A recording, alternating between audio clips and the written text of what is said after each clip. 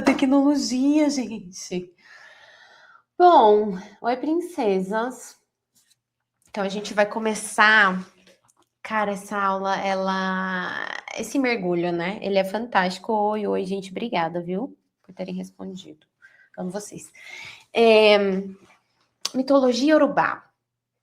Então, a gente já está estudando, né? Já está vendo numa leva de arquétipos, né? E só recapitulando, mas isso falei em outras lives, da importância do estudo do arquétipo.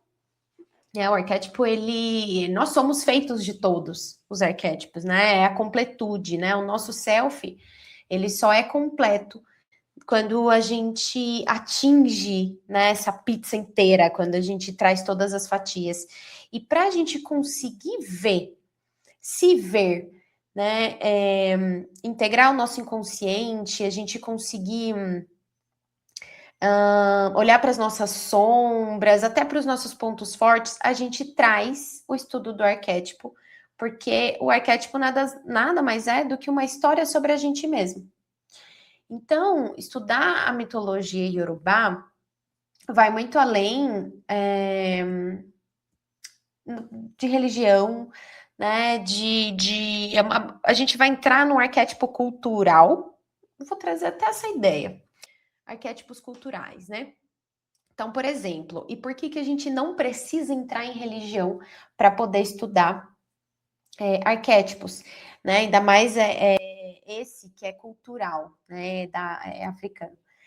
Então, por exemplo, a gente pega o arquétipo. Hoje a gente vai falar de Exu, tá? E Pombagira, mas a gente pega o arquétipo de Exu. Então a gente vai ver qual energia ele traz, aonde ele mexe, aonde ele integra, né, e se conversa com a nossa psique. E aí a gente vai perceber, para vocês terem ideia, né, de que arquétipo é cultural e é universal, a gente vai perceber que as mesmas características que traz o arquétipo de Exu, você pode encontrar em São Miguel Arcanjo. E aí você fala, tá vendo como é universal? Tem outra roupagem? E a mesma energia que você consegue integrar e atingir com o arquétipo de Exu, com o arquétipo de São Miguel, você pode atingir com o arquétipo de Ganesha. A mesma energia, a mesma cura, a mesma integração da psique, as mesmas transições, movimentos internos. Eu citei 3 que são culturais, que são religiosos também, mas que conversam e falam a mesma coisa. Então, para vocês entenderem que a gente não precisa entrar em religião para estudar arquétipo. E é mais a mitologia urubá, ela conversa com a nossa cultura brasileira. Então, por isso que eu quero trazê-la primeiro, e a gente vai estudar outras mitologias de outras culturas, mas essa conversa mais com a nossa realidade, com a nossa nacionalidade, ok? Num lugar cultural, não religioso, que isso fique bem claro. Então vamos lá. História e surgimento. Eu vou acompanhando aqui o comentário de vocês. Qualquer coisa, vocês deem um grito. Oi, bonita! Conseguiu entrar? Qualquer coisa, vocês dão um grito aqui, tá? Então vamos lá. História e surgimento. Então, essas 2 figuras arquetípicas nasceram na religião da Umbanda, isso em 1908. A gente vai trazer um pouquinho essa ideia da contextualização, mas é igual eu falei, não vamos entrar em religião, ok? Que é frequentemente chamada de religião dos renegados. Ai, aí a gente já entra numa coisa maravilhosa, que é como os arquétipos estão presentes na nossa vida como um lugar de integração e de cura, e como é brilhante a criatividade do ser humano inconscientemente para integrar esses arquétipos. Então a gente não traz só a criação de histórias, contos mitológicos e tudo mais, a gente vai além. Vocês vão perceber que nessa religião ela é um mix criativo e brilhante de arquétipos. de arquétipos que foram culturalmente colocados para a sombra. Vou explicar. Ai, eu fico empolgada. Ela escolheu figuras, então essa religião, né? Que a religião da Umbanda ficou conhecida como a religião dos renegados. Por quê? Escolheu figuras que a sociedade e outras religiões da época, como o catolicismo tradicional e o espiritismo de influência europeia, frequentemente ignoravam e diminuíam. Então tá, como é que foi? Como é que surgiu essa cultura arquetípica que é a Umbanda, né? Enquanto as elites buscavam guias espirituais que fossem doutores, né, intelectuais e tudo mais, principalmente no espiritismo bem europeutizado.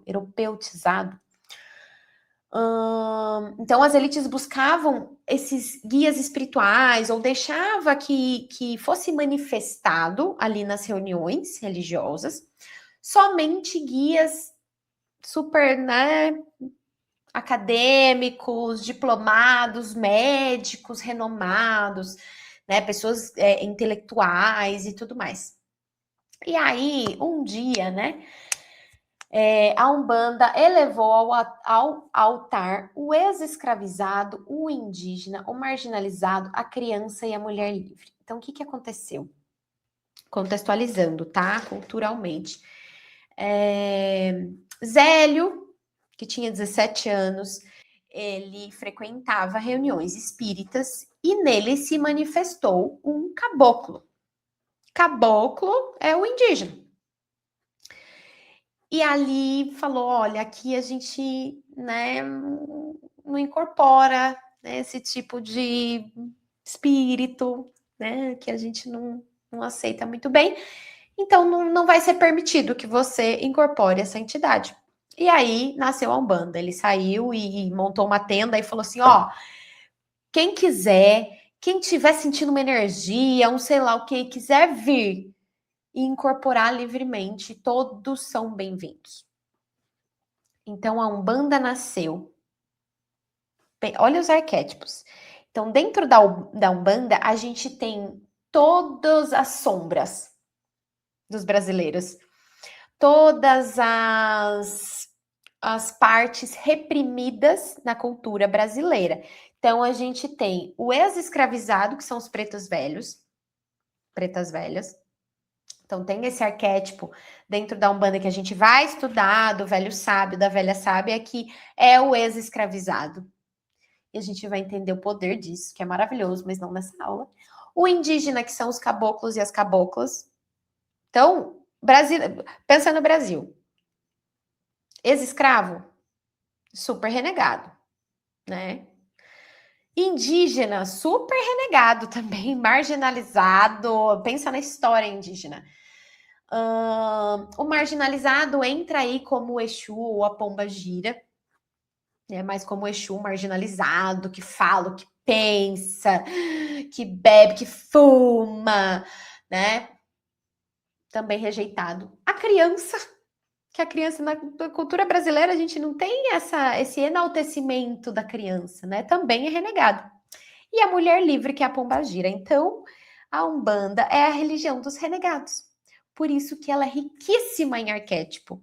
Porque nós somos esses arquétipos renegados.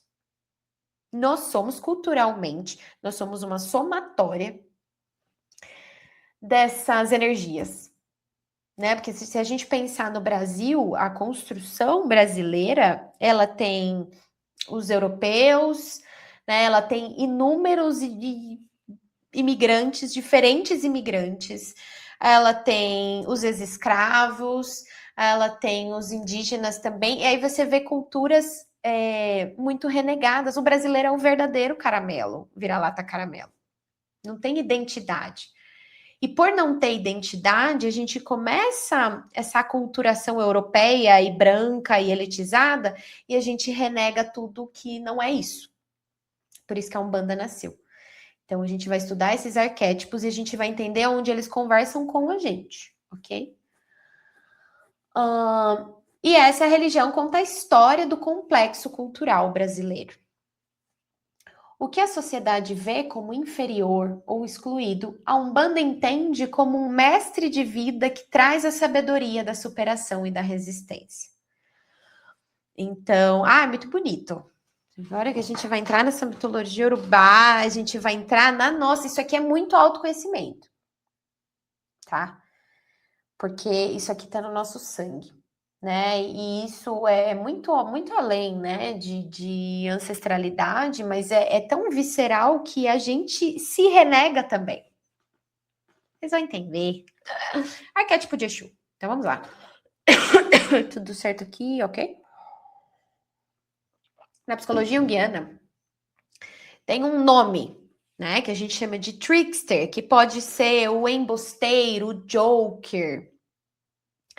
É aquele que rompe as fronteiras do ego. Então, a gente tem um arquétipo chamado trickster, joker, o embusteiro, né, o coringa, o palhaço, enfim, né? E ele traz essa ideia de ridicularizar o ego, de mostrar as nossas fraquezas, de trazer esse lado sombra para a consciência. Esse é o trickster. E aí, ele acaba trazendo esse arquétipo, quando ele é ativado na gente, vocês vão entender, ele acaba trazendo muita vergonha pra gente. Sabe quando cutuca o ego? Você pensa assim, está num momento e aí você cutuca o seu ego, você fala, meu Deus, que merda, eu faço isso aqui. Nossa, sabe aquela vergonha que dá de você mesmo? Você fala, nossa, gente, eu não acredito. Eu não acredito que eu faço isso, ou que eu fiz isso, ou que eu pensei isso, ou que eu, sabe? Essa vergonha é o trickster que constela na gente, que aciona na gente, que faz a gente passar essa vergonha, sabe? Porque ele rompe essas fronteiras, né? Do ego, da máscara, do tô arrasando e tudo mais. Ele é o mensageiro entre o inconsciente, o consciente, né? E o inconsciente. Então, Exu, né? Esse arquétipo, por que ele é o trickster aqui? Por que ele é esse arquétipo também? Porque ele traz coisas que estão no inconsciente, coisas que a gente reprime, coisas que a gente não quer ver, coisas que são vergonhosas, coisas que, enfim, a gente não quer mudar, que a gente vai chutando para o inconsciente, para sombras, né? Não olhando aquilo. E aí, Exu, o que esse arquétipo traz? Sabe, levantou o tapete? Jogou o tapete para cima e aí você olha aquilo e ele te ridiculariza. Ele te desmascara. Então, por isso que ele é tido como mensageiro, porque ele traz do inconsciente para a consciência aquilo que você precisa ver, aquilo que você precisa sentir para o seu processo de individuação, para o seu processo de cura. Sem a energia de Exu, que é essa ponte, né, do inconsciente para a consciência, a psique se torna estagnada, rígida e eventualmente neurótica. A gente precisa desse embusteiro, desse trickster, né? Desse Exu na nossa vida, desse mensageiro. Porque se a gente não consegue ter essa ponte com o nosso inconsciente, com as nossas sombras, a gente não sai do lugar. Percebam que para nossa evolução, é óbvio que a gente precisa ter toda a integração das sombras, daquilo que a gente reprime, a gente precisa, enfim, esse é o processo de cura. E se a gente não tem essa ligação com o inconsciente que traz, né, pra gente, né, se a gente não tem esse arquétipo do Exu, a gente estagna. A gente simplesmente estagna, assim, a gente se torna aquela coisa rígida, né, enfim, o processo de cura é se tornar mais maleável para você mesma, com o mundo, com as pessoas, né? Trazer essa maleabilidade. Esse é o processo de cura. Se eu não tenho isso, eu me torno rígida, unilateral, chata pra caramba. Tipo isso. Então, o Exu, né, ele trapaceia o nosso ego quando este se torna muito inflado ou teimoso, criando situações, muitas vezes desconfortáveis, talvez todas desconfortáveis, que nos obrigam a olhar para o que foi negligenciado. Então, ele transpassa a máscara. Ele joga no chão a máscara. A gente não, quando constela e quando eu digo constelar, não é constelação familiar, mas esse constelar é entrar no eixo, entrar na constelação, trazer para a consciência. É o clique, né? Então, quando a gente constela essa energia arquetípica de Exu, vai cair sua máscara, fofa. Vai cair a sua máscara. Você vai se ver despida de armaduras, você vai cair no inconsciente, você vai ver que aquilo que você estava fazendo, sentindo, pensando, aquela crença é ridícula, porque ele serve para isso, para jogar a gente na lama e falar assim: ah, Alecrim, olha lá, que bosta que você tá fazendo. Não é melhor mudar isso aí? Vamos ver isso aí, hein? É o bem Exu. Exu é assim. Então é isso, nos obriga a olhar para o que foi negligenciado, para o que a gente está tentando jogar, empurrar para o inconsciente, mas ele é a ponte, ele joga para cima, para falar: aqui, ó, toma isso aqui, toma isso aqui. E isso não vem, gente, quando vem por amor, quando a gente já aprende a ouvir o inconsciente, ele vem como uma mensagem, ele vem como uma cutucada, ele vem pelos sonhos, você pode ter inúmeras formas de acessar isso. Quando a gente ainda não quer ver, ele vem nas situações da matéria. Uma vergonha que você vai passar, uma humilhação, um negócio que você vai falar: ai meu Deus, por que eu tô passando por isso? O que eu preciso ver em mim, sabe? É aquilo, se não vem pelo amor, vem pela dor, mas vem. Tá bom, meu anjo? Não adianta fugir de Exu, não tem a menor condição. Esse arquétipo aqui, ele está em todos os lugares. Todos os lugares, porque ele mora dentro do seu inconsciente, querida. Não tem como fugir. Exu é o primeiro a receber as oferendas. Então, isso na religião, né? Eles têm essa ritualística de que Exu ele é sempre o primeiro a receber as oferendas, porque nada acontece sem o movimento, sem a ponte que liga o inconsciente à consciência. Então, por que religiosamente ali, né, ritualisticamente, eles fazem isso? De sempre é Exu a receber as oferendas, que eles dizem comer, né? Porque nada acontece sem essa ligação com o inconsciente. Não existe consciência sem o inconsciente. Nada existe fora do inconsciente. É como se o inconsciente fosse um oceano infinito que você não consegue ver assim o fim. E a consciência é uma ilhazinha ridícula ali, pequenininha. Então a gente tem o inconsciente, né, pessoal, a gente tem o inconsciente coletivo, então a gente não consegue mensurar o tamanho do que é esse inconsciente, né, esse universo. Então, não existe consciência sem o inconsciente, não existe movimento, não existe cura, não existe nada sem o inconsciente. Então, eles trazem esse arquétipo que é a ponte, né? Então, o Exu sempre vai ser o primeiro a receber a oferenda, ok? Para aconteça um errinho aqui. Para que aconteça, né, a conexão com a alma, ele representa a capacidade de traduzir os impulsos sombrios em ações conscientes. Então, gente, ele não serve só para te ridicularizar. Ele não serve só para fazer você ver a verdade, para você sentir a verdade.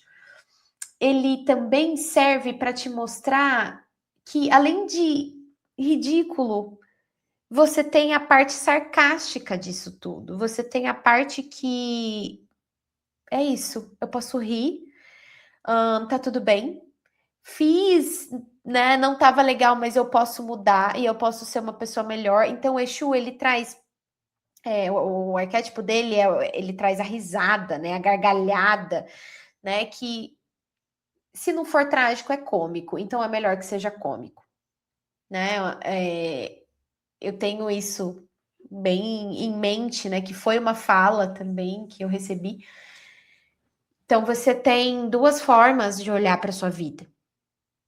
Então, ou você olha para sua vida como trágica, aquela situação é isso aqui. A situação da minha vida é essa daqui. Eu posso olhar para ela como trágico, ou eu posso olhar para ela como cômico. É a mesma situação, não vai mudar. Mas o que eu faço com ela muda tudo. Muda tudo. Então eu olho para essa situação como trágico, ai meu Deus, eu vou morrer, ai nossa, que horror, passei por isso, a pessoa fez isso comigo, não tem volta, não tem cura, eu tô machucada. Né? Olhar o que fizeram com você, ou você pode olhar o que fizeram com você e dar risada e falar assim, tá, já foi, né? Vai dar tudo certo. Tô viva, tô bem, aprendi a lição, beleza, não me envolvo mais com esse tipo de gente, não passo mais por essa situação, eu vou rir de mim. Então o Exu, ele traz isso. Esse pode ser sarcástico e deve ser sarcástico para não ser trágico. A escolha é sua. Então ele traz essa capacidade de traduzir o que a gente tem como negativo, como sombra, como algo pesado. Ele tem essa capacidade de trazer essa sombra para a consciência para que você olhe e fale, cara, não é pesado, não. Eu que estou vendo dessa forma, eu estou interpretando dessa forma, mas pode ser leve. Eu posso. Isso se chama integrar a sombra, bebê. Integrar a sombra é você olhar para ela e falar assim: não vou reprimir mais você, eu vou entender você, vamos conversar, senta aqui. Por que eu sou assim? Poxa, é verdade. Olha, aí Exu tá te mostrando, hein? E aí você, ao invés de... você olha e fala, eu vou rir da vida, tá tudo bem. Sobrevivi. Pega isso daqui, leva pro coração, sabe? Respira. O que eu posso aprender com isso? Essa é a maior lição. E pronto.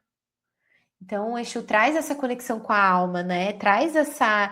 Vamos transmutar esse lado sombra. Primeiro vamos olhar para ele, porque você está reprimindo ele, você não quer olhar, mas olha aqui, vai olhar sim, senhora. Vai por bem, vai por mal. E depois de olhar, você consegue ver que não é tão pesado assim, não. Que não é para ser trágico. Então, é a capacidade de traduzir esses impulsos sombrios em ações conscientes. Parar de fugir, parar de reprimir, parar de ser chata. E trazer isso, né, para uma ação consciente, para uma cura, para uma integração. Ele é a boca que tudo come. Simbolizando a digestão psíquica. Então, é a capacidade de transformar experiências densas em sabedoria e vitalidade. Trazendo a estagnação, as sombras e aquilo que a gente rejeita para a consciência, transformar tudo isso em movimento e força. Quando a gente está preso no inconsciente, né, nas sombras e nas dores e tudo mais, a gente cai na estagnação. Ok. E aí a gente fica igual aquela parábola do paralítico que Jesus trouxe, que, enfim, né, era o homem paralítico e tal, e aí Jesus olhou para ele e falou assim, não existe culpa, assim, você não tem culpa. Você está livre de todas as culpas. Levanta-te e anda. E aí levantou e andou. O que isso conversa com a gente? Quando a gente está imerso e reprimindo e excomungando e tudo é trágico e pesado, difícil, a gente vira o paralítico. A gente não sai do lugar. A gente cristaliza. Por isso que quando as pessoas têm muita dor, tá cristalizado demais, sabe? Tá ou se culpando muito, ou nessa, sabe, muito trágico, muito pesado, tá muito no inconsciente ainda. A gente se torna paralítico.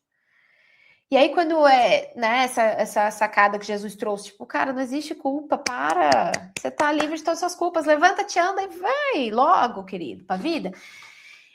É isso, assim, Exu traz essas sombras para você e fala assim, para de ser louca, tá tudo bem, ai, cura logo isso daqui, vamos, bate, tira a poeira, vai, levanta-te, anda, criatura. Para de ficar, sabe, ai, presa demais no inconsciente, joga isso para a consciência, joga a luz, vamos, levanta-te, anda. Então ele traz esse movimento, ele tira a gente da estagnação, né, dessa inconsciência, dessas sombras, do muro das lamentações, e traz a consciência do movimento. Vamos lá, para, gente, de ser trágico. É cômico, dá risada, faz a louca e vai. A gente transforma esse movimento em força. Exu não julga a sombra. Ele a utiliza. Ele nos ensina que a sombra só se torna perigosa quando é ignorada. Quando projetamos nossa sombra no mundo, criamos conflitos, né?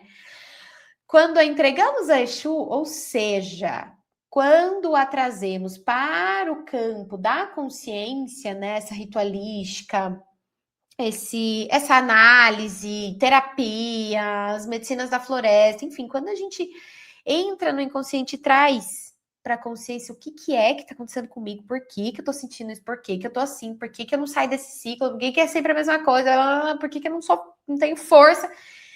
Isso é trazer para Exu, é tirar do inconsciente e jogar para a consciência. Peraí, deixa eu me analisar, chega, para de chorar, eu quero entender, eu quero me curar, eu preciso me movimentar. Ela se torna proteção e força de realização. Então, aquela sombra que ficava te chicoteando se torna força e realização. Você sai da estagnação. Então, aqui é a frase, né? Sem Exu não há caminho, sem sombra não há luz. Por que falam que ele abre os caminhos? É simplesmente porque é um processo da gente se tornar consciente do que estava prendendo a gente, e quando a gente se livra do que estava prendendo, abre os caminhos, naturalmente. Naturalmente os caminhos se abrem. É essa força que esse arquétipo traz de abrir caminhos. Levar você para o inconsciente, sair pescando aquilo que está te prendendo, que está sendo um obstáculo, que está te paralisando. E quando você traz para a consciência, você para de ver como trágico, olha como cômico e fala, vida segue, cara. Aprendi muito com isso, tô mais resiliente. Agradece, beleza, precisei. Se minha alma me colocou nisso, é porque eu precisei. Então eu agradeço. Eu não preciso entender, mas eu tenho que respeitar de uma forma leve, né? Fazendo isso, naturalmente os seus caminhos vão se abrir. Porque aquilo que estava te prendendo, aquilo que estava te tornando paralítico, não tem mais. E aí o que acontece? Tudo flui, bebê. Vendo como esse arquétipo é babadeiro? Babadeira, né? O que vocês acham? Ai, me conta, gente. Arquétipo da pombagira. Vocês estão conseguindo acompanhar? Tá tudo bem? Então vamos lá. Arquétipo da pombagira. Por que eu trouxe os dois, né? Porque eles trazem não a mesma energia arquetípica, mas eles trabalham com o inconsciente. Então, vocês vão ver ao longo das outras aulas de mitologia Yorubá que cada um tem uma área aqui, ó, que trabalha aqui dentro, ok? A figura da pombagira é um dos arquétipos mais complexos e mal interpretados da espiritualidade brasileira, né, dessa cultura.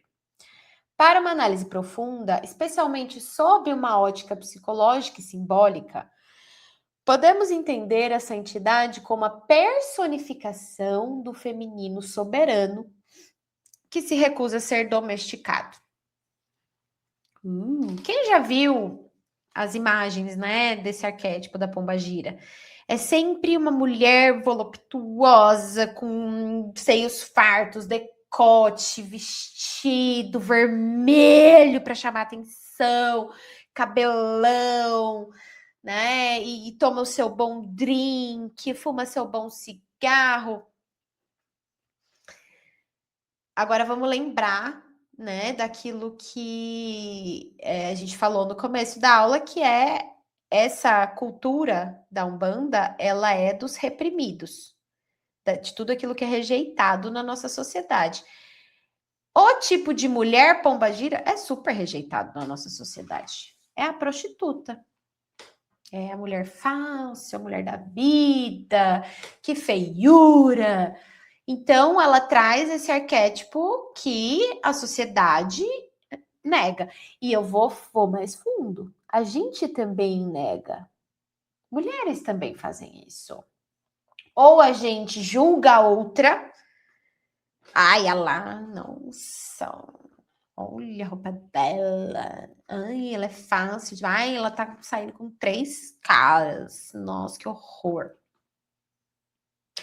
Ou a gente nega em nós mesmas, no nosso feminino, soberano. A gente fica a bela recatadinha do lar, a Virgem Maria, e a gente não quer ser Maria Madalena, né? Então, a gente faz isso com outras mulheres ou a gente faz isso com a gente mesma. Então, esse arquétipo conversa muito bem com a gente. Pombagira é a manifestação da energia feminina em sua forma mais livre, indomável e consciente de seu poder. Quem conhece, né, essa cultura dessa religião e tá mais por dentro e vê, né, mais essa forma ritualística de expressão arquetípica, que é uma gira de Umbanda, percebe o quanto as pombagiras são livres, soltas, desenvoltas, falam o que pensam. Não estão nem aí, usam a roupa que elas querem, tomam seu drink, falam palavrão. É o extremo oposto daquilo que a nossa cultura prega de Virgem Santa, Bela Recatada do Lar. Ok? Ela não é apenas o par feminino de Exu, mas uma entidade, arquétipo, que lida com o desejo, a transmutação das emoções e a quebra de tabus. Porque a pombagira vem trazendo a energia arquetípica de sexualidade livre. Se vocês pegarem as músicas que falam de pombagira, que eles chamam de pontos, né? Você vai perceber que as letras, elas contam a história da pombagira. Ah, ela teve 7 maridos. Ah, ela era casada e tinha amante. Ah, ela matou o marido. Ela matou o amante. Ah, ela bebia todas. É sempre assim.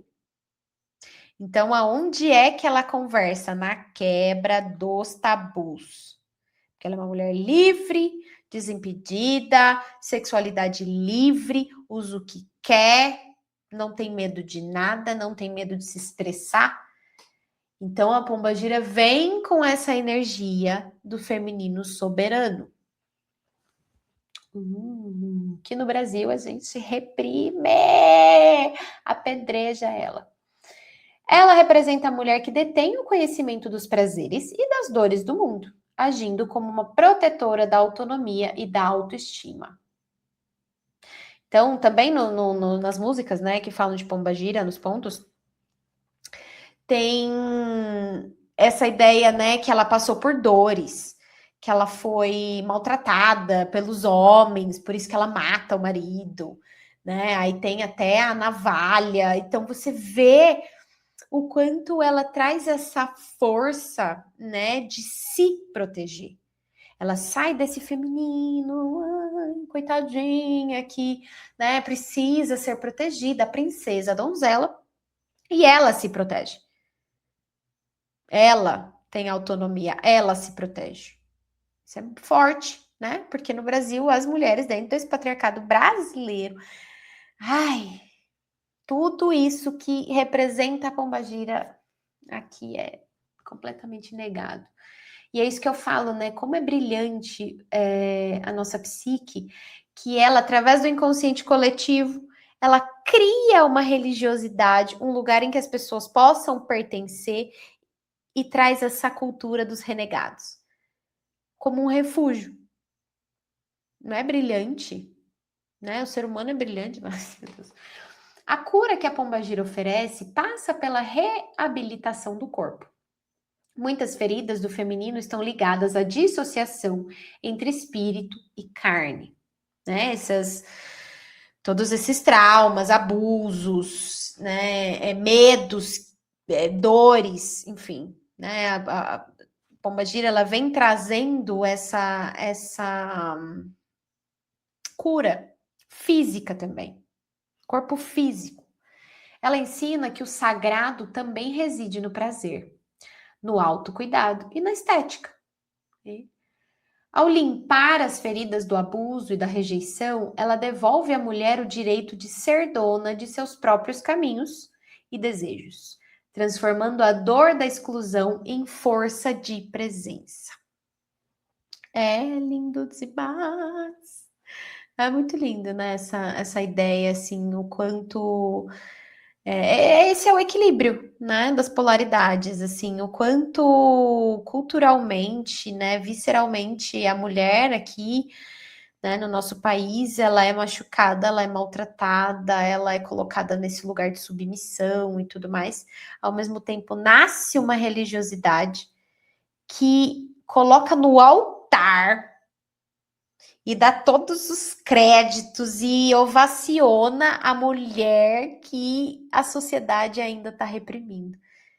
E essa religiosidade coloca ela no altar. Porque é um lugar de cura, a gente precisa, o nosso inconsciente busca por cura o tempo todo. É bonito, né? Pombagira é o espelho que reflete o que a mulher muitas vezes esconde por medo de ser demais. Então, sua ambição, seu magnetismo e sua capacidade de dizer não. Então, esse arquétipo ramo tem ambição, tem um magnetismo, tem um poder, né? Fala o que quer, se coloca. Ela é a guardiã da liberdade emocional, auxiliando no corte de laços dependentes e abusivos. Então, ela traz essa energia, né, dessa autoproteção para a mulher, sabe? De encerrar ciclos, de sair de lugares em que ela é, né, subestimada, não respeitada, né, e trazer essa autonomia, essa soberania. Então, o arquétipo da pombagira é esse clique, né, essa chave na nossa cabeça. Uma mulher que integra o arquétipo da pombagira entende que sua doçura, sua doçura só é segura porque ela possui defesas. É muito diferente da doçura, da bela recatada e do lar, que diz sim para tudo, que vive na passividade, que não sabe se proteger, que não sabe se colocar. Esse tipo de doçura não é um lugar seguro, é uma submissão. Agora, o arquétipo da pombagira vem trazer que quando você tem as suas defesas, quando você se protege, sabe se colocar e sabe se defender, aí você pode ser doce, porque essa doçura ela vai ser segura, vai ser um lugar seguro, porque você sabe se proteger. Você sabe que você pode ser doce, pode ser uma mulher doce, uma mulher gentil, uma mulher fofa, mas se pisarem no seu calo, meu amor. Então, esse arquétipo traz isso. Espera aí, que a minha doçura tem limite. O meu limite é esse. E eu vou me proteger. E eu vou me colocar, bebê. E a hora que eu me colocar. É a cura da mulher boazinha, que não sabe dizer não. Nenhuma mulher nasce para ser serva da vontade alheia. Isso que Pombagira traz. Intensa, né? Princesas. Simbolismos e ferramentas de cura. Então, todo arquétipo ele tem a sua parte simbólica, né? A parte que faz você se conectar com aquele arquétipo. Então, tem o tridente. O tridente, ele é esse símbolo que Exu traz de harmonia, de equilíbrio. Lembra que ele transita entre inconsciente e consciente e ele traz o caminho do meio. Não é nem lá nem cá, meu amor. É o meio, o caminho da verdade. Sem essas polaridades, essas tensões, né? Então, esse símbolo mostra a união de igual importância das tríades que compõem nossa vida. Então, o que o tridente ali traz? Corpo, mente e espírito, lembra que ele traz o equilíbrio.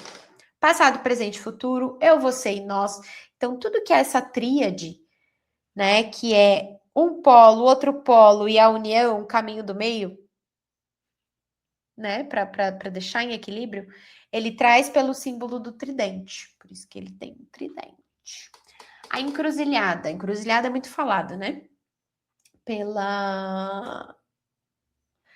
Eles trazem essa ideia, encruzilhada sendo os caminhos, né, que se cruzam, né, as ruas que se cruzam ali.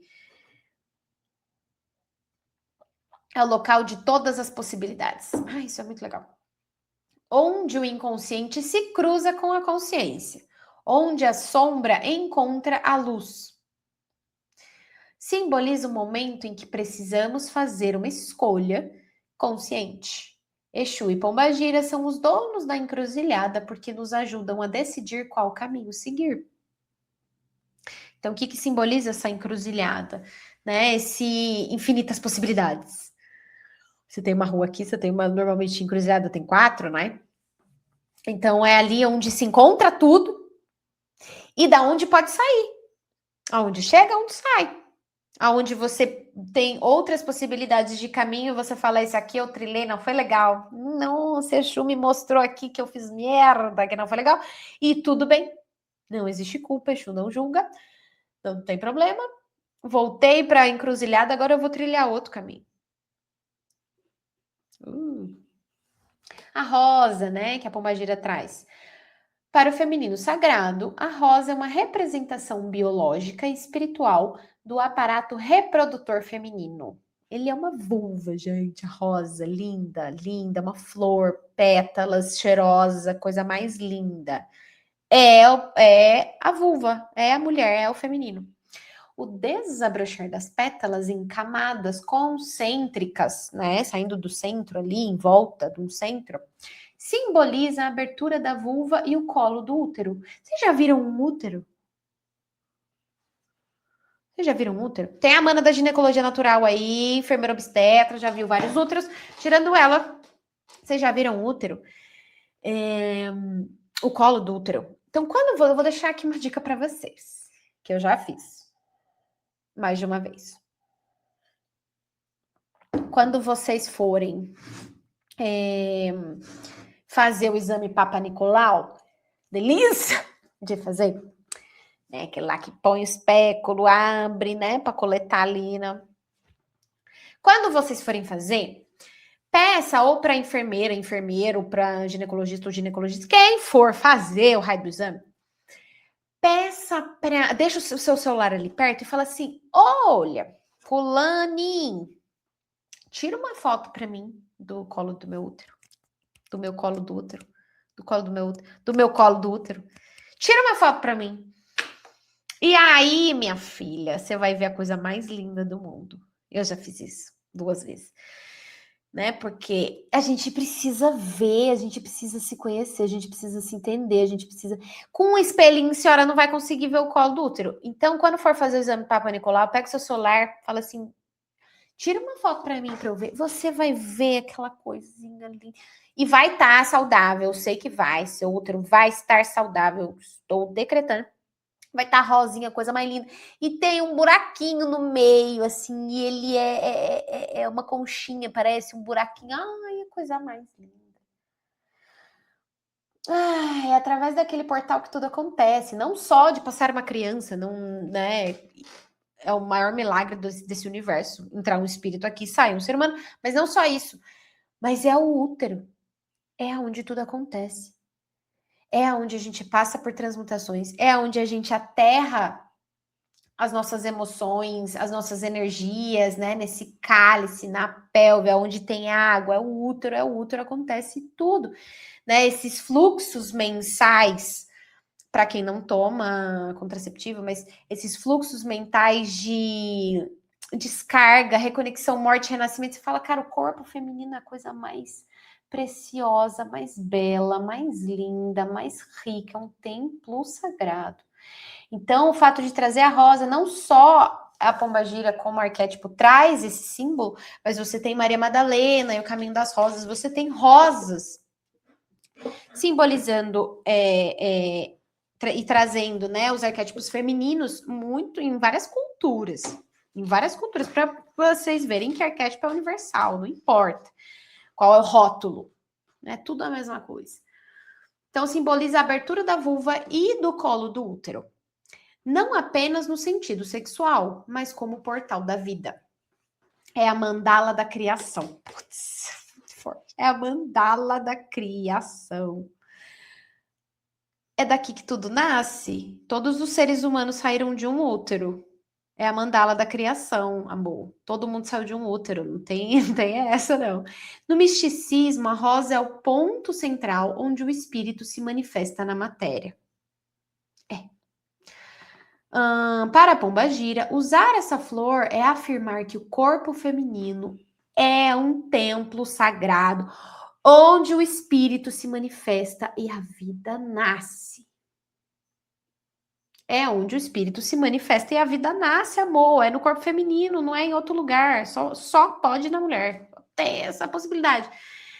Punhais e chaves. Então, eles também trazem essa simbologia. O punhal serve para cortar pensamentos autodestrutivos e energias negativas, enquanto a chave simboliza o poder de abrir novas oportunidades na vida. Puta merda! É lindo demais, né? Forte. Na visão das religiões de matriz africana e afro-brasileiras, o uso de bebidas e fumo não tem um fim recreativo, mas sim ritual e energético. Então, isso a gente, na Wicca, enfim, xamanismo, a gente tem a partir da defumação, né? A gente tem essa alquimia dos elementos, trazendo a conexão com energias, com coisas transcendentais. Então, a gente utiliza a matéria e coisas na matéria, materiais, para a gente atingir níveis mais sutis, mais elevados. E esses dois arquétipos, eles trazem isso, né? É através do álcool, que é o elemento de transmutação. O álcool é visto como um elemento quente, que é o fogo líquido, que ajuda a manipular energias. Ele serve como um catalisador para o trabalho da entidade, ajudando na limpeza espiritual e na dinamização do ambiente. Traz limpeza e transmutação. É igual você pegar álcool e passar na sua casa para limpar, é a mesma coisa. Né? Você traz essa limpeza, esse tirar o sujo, o grosso. Então, eles trazem o álcool como bebida para trazer essa transmutação. O fumo, elemento de purificação.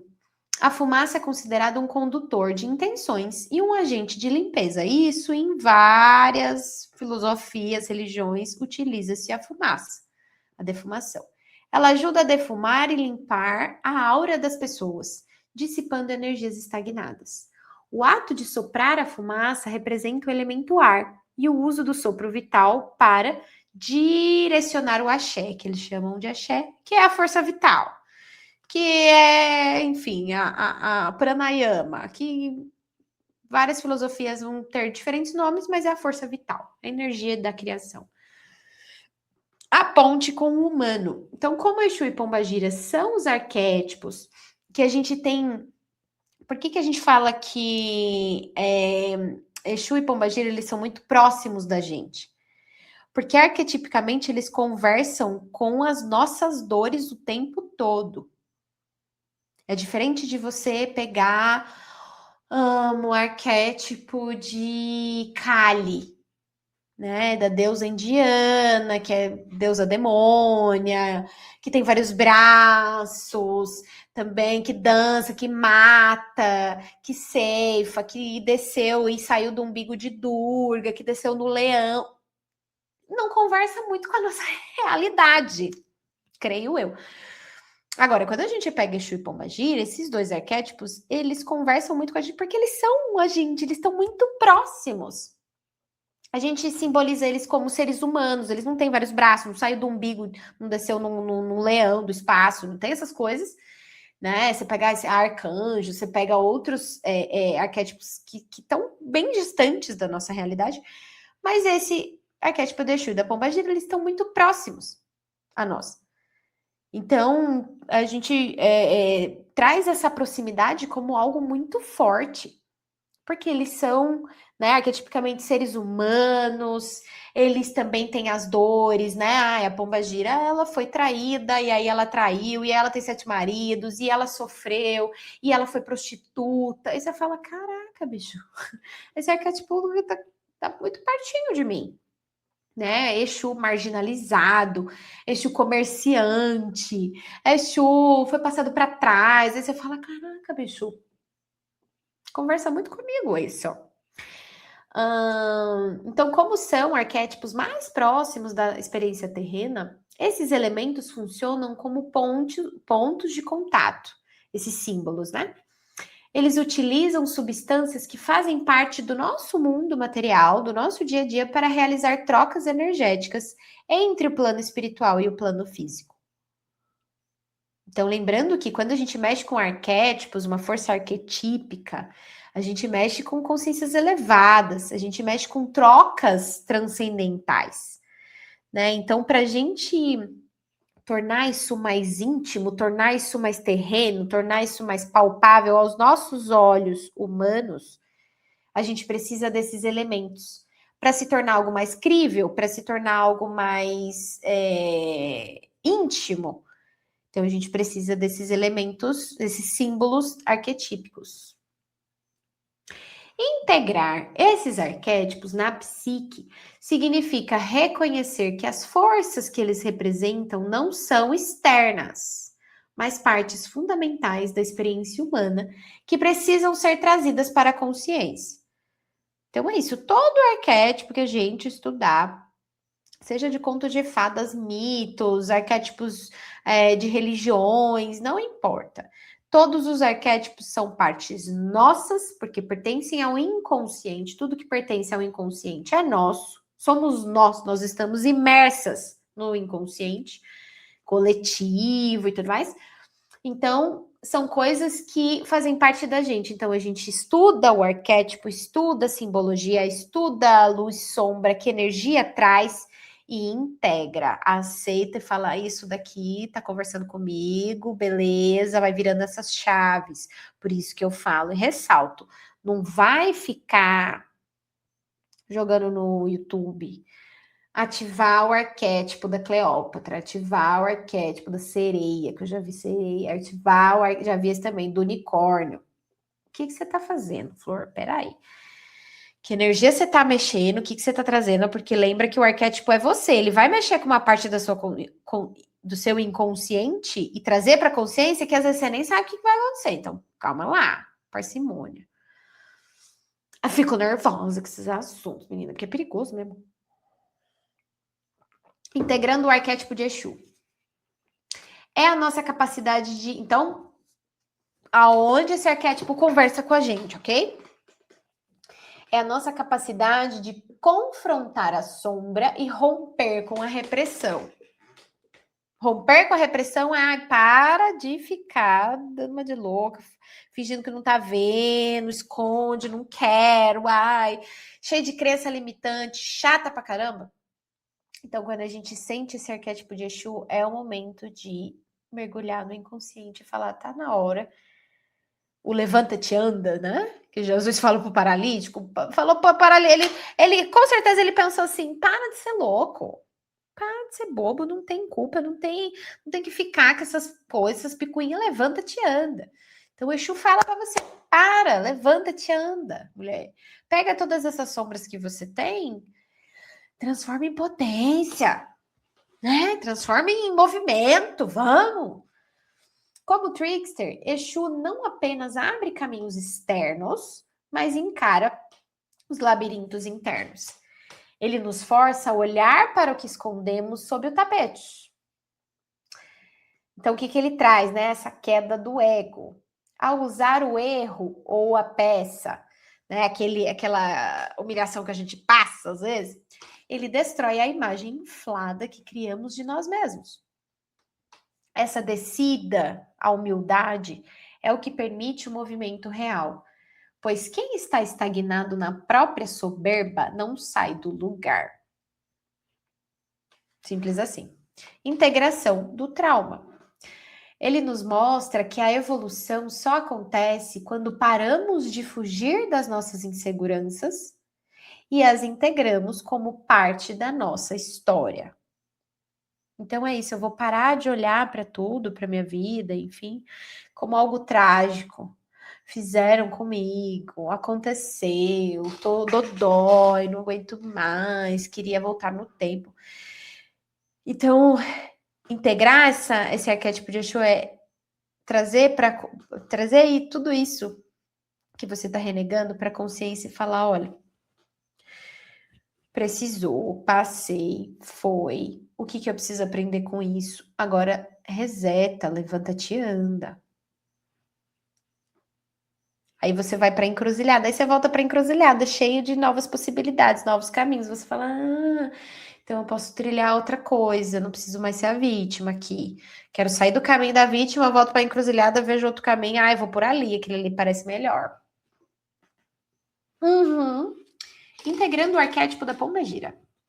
A soberania do desejo.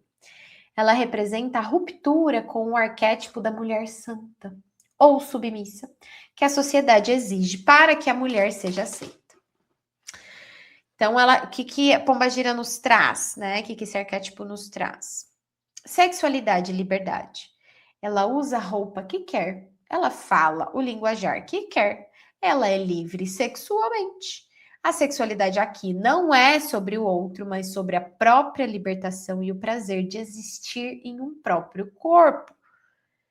É sair dessa ideia do corpo feminino como pecaminoso, como algo a ser escondido, como algo que não traz prazer, mas desprazer quando eu olho no espelho. E trazer para um lugar de soberania, de querer habitar o próprio corpo, querer sentir o próprio corpo, querer se libertar, né? E habitar com 100% de consciência esse corpo que você tem, com prazer. Não é mais, pode ter sido, né, um objeto que foi machucado, pode ter sido um objeto que foi rejeitado, pode ter sido um objeto que foi usado para coisas negativas, que te trouxe tristeza, que te colocou em situações ruins. Pode ter sido. Esse levanta-te anda, né? Esse poder desses dois arquétipos, que são muito poderosos, porque eles estão muito juntos com a gente, é o momento de já foi. Agora o seu corpo não é mais objeto de tristeza, de cansaço, de desconexão espiritual. Agora o seu corpo ele precisa ser habitado, amado, cuidado. Você precisa ter prazer, gozar a vida, sentir. Isso que o arquétipo da pombagira traz. O não encaixe. Ela não busca, eu acho que essa parte até é mais importante, assim, dela, né? Esse não encaixe. Ela não busca pertencimento em estruturas que a diminuem. Sua força vem da autonomia. Ela é o seu próprio centro e não precisa de validação externa para ocupar seu espaço. Mulher. Vamos lá para a parte prática? Que delícia. Então, eu acho melhor se tirarem ou um print da tela ou uma foto. Essa aula, claro, eu vou subir ela para ficar gravada, mas para o momento de agora, para as manas que estão assistindo, tira uma foto ou tira um print, ou anota aí rapidinho, enfim. Mas é interessante responder essas questões, tá? Para a gente trazer o arquétipo para a prática. Para que a gente estudou tudo de arquétipo para desligar e dormir? Não, a gente precisa sentir esse arquétipo, esse ativar. Ativar o arquétipo da pombagira e do Exu. Então agora a gente vai ativar. O ego inflado é a máscara que criamos para parecer perfeitos, fortes ou sem falhas. A sombra de Exu. Então, são os nossos traumas, as vergonhas e as inseguranças que tentamos esconder. Ele coloca o pé para tropeçarmos e, enfim, olharmos para a realidade. Sabe quando a gente tá com a água inflada, assim, flutuando? Não tô vendo, gente. Eu tô aqui flutuando. E aí a Chu bota o pé na frente, a gente cai de cara no chão, essa humildade, pá! Baixa a cabeça, santa. A lição. Quando Exu traz o caos, o que parece caos, para o nosso ego é caos. Sair da zona de conforto é uma merda. Ele está nos forçando a sermos humildes. Ele nos mostra que só há movimento real quando aceitamos nossas feridas, em vez de fingir que elas não existem. É o paralítico, né? Soberania e autonomia, a liberdade de Pombagira. Aqui o foco é a desconstrução da santa para o nascimento da mulher soberana. A integração desse arquétipo é o ato de libertação. A repressão. O esforço exaustivo de tentar se encaixar em moldes sociais e religiosos para ser aceitável. A soberania. Pombagira não pede licença. Ela representa a sexualidade e o desejo como potências de vida, não como algo a ser escondido. Ou como vexatório, ai que vergonha da minha sexualidade, do meu corpo, do meu prazer. O não encaixe. Mostrar que não se encaixar é, na verdade, um sinal de autonomia. Ela é dona de si mesma porque parou de buscar a validação externa. A atividade de autorreflexão. Vamos lá, florzinhas. Então, eu quero que vocês respondam essas questões, tá? Vamos trazer para a prática. Aqui é teoria e prática nessa escola, galera. Aqui não é brincadeira, não. O que eu escondo, o que eu liberto. Então, vamos lá. Tropeço de Exu. Exu botando o pezinho na nossa frente para de cair. Pense em um erro ou situação embaraçosa que te deixou envergonhada consigo mesma. O que esse caos revelou sobre uma insegurança sua que você estava tentando esconder? Ai, gente, sabe aquele momento que a gente é colocada contra a gente mesmo? Contra alguma crença limitante, a gente se vê meio perdida, a gente se vê cansada da gente mesma, sabe? Das nossas atitudes, ou você fala, cara, eu olho pra minha vida agora e tipo, ai, tô cansada, não sei. Não tá legal, tá pesado, não tá fluido, não tá leve. Aonde dentro de você que barreiras são essas que você colocou? Que crenças limitantes são essas? Que máscaras são essas para pertencer que você mesma se colocou que estão fazendo isso com a tua vida? Que te paralisou? Que você não consegue enxergar encruzilhados caminhos? Está paralisado dentro de você mesmo.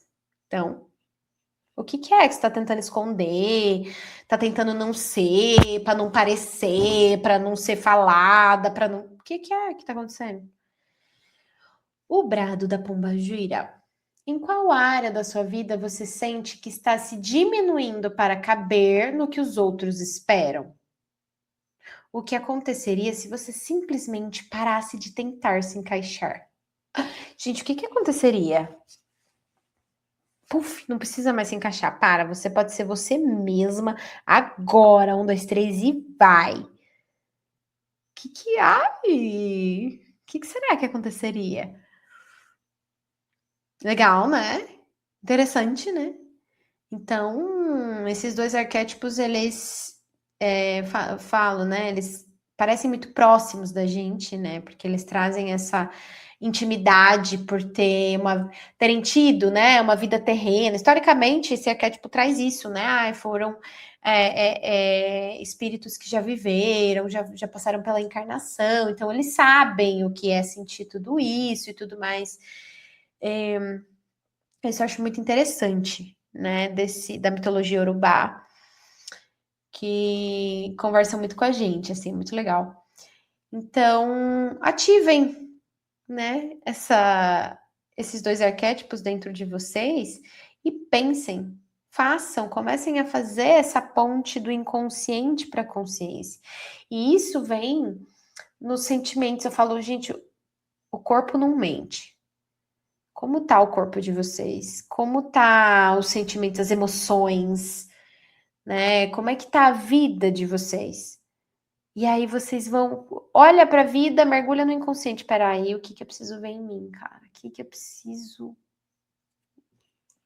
explodir, libertar, tirar de mim, tirar do meu caminho esses entraves? Quais são esses entraves que eu preciso tirar de mim para que os caminhos possam se abrir? Porque os caminhos só vão se abrir, você só vai ter essa visão da encruzilhada de vários caminhos, infinitas possibilidades, quando você tirar os entraves dos seus olhos, né? Essas máscaras do ego. A vida vai ficando mais leve. E trazendo essa ideia, né, do cômico e do trágico. Então, como é que você olha para tudo que você passa, para sua vida, para o que você passou, pelo que você está passando? Né? O peso é você que dá, porque a situação é aquela, não vai mudar. Agora, a sua interpretação que vai dizer como vai ser a sua vida. Ok, periquitas. Ai, gostoso, né? Deixa eu fechar aqui. Não é, gente? Vou subir essa aula. Respondam essas questões. É muito importante. Porque elas trazem a parte prática. Não é só assistir aula, tá? A parte prática também. Ok? Vejo vocês no grupo. Uma beijo, princesas.